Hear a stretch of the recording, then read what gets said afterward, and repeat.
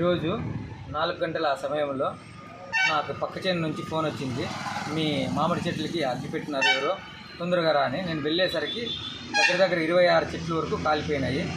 ఇది నాకు తెలిసి ఎవరో వాంటెడ్లీ అనవసరంగా పెట్టినట్ల నాకు అనిపిస్తుంది. అది ఎవరు అని ఎవరిపైన కూడా నాకు శత్రువులు లేరు, అందరితో ప్రేమగా ఉంటా.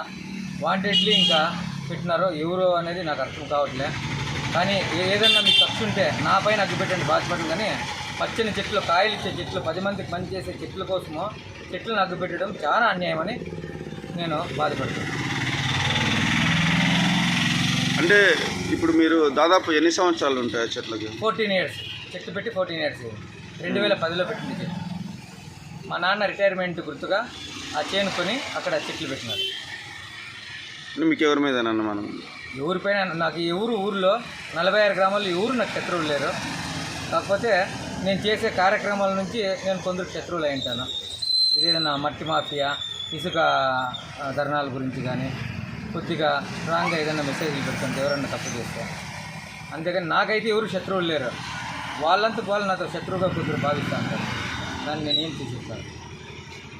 మరి దీనిపైన ఏమన్నా కంప్లైంట్ కంప్లైంట్ ఏమి మా ఫాదర్ హెడ్ మాస్టర్ కంప్లైంట్లో అట్లా ఏమీ వద్దు, సరే జరిగిపోయింది రాజకీయాలకు పోతే రాజకీయం నుంచినే నీకు ఇది జరుగుతుంది, దానికి రాజకీయాలకే వెళ్ళొద్దు అని మా నాన్న అంటున్నాడు. దానికి కంప్లైంట్లు ఏమి ఇవ్వను. ఇటువంటి కార్యక్రమాలు ఏది చేయొద్దండి. ఏదన్నా ఉంటే నాకు డైరెక్ట్ వచ్చి మాట్లాడండి, నేను ఏదైనా ఎదుర్కొంటా. అంతేగాని చెట్టుకు మాత్రము హాని చేయొద్దు.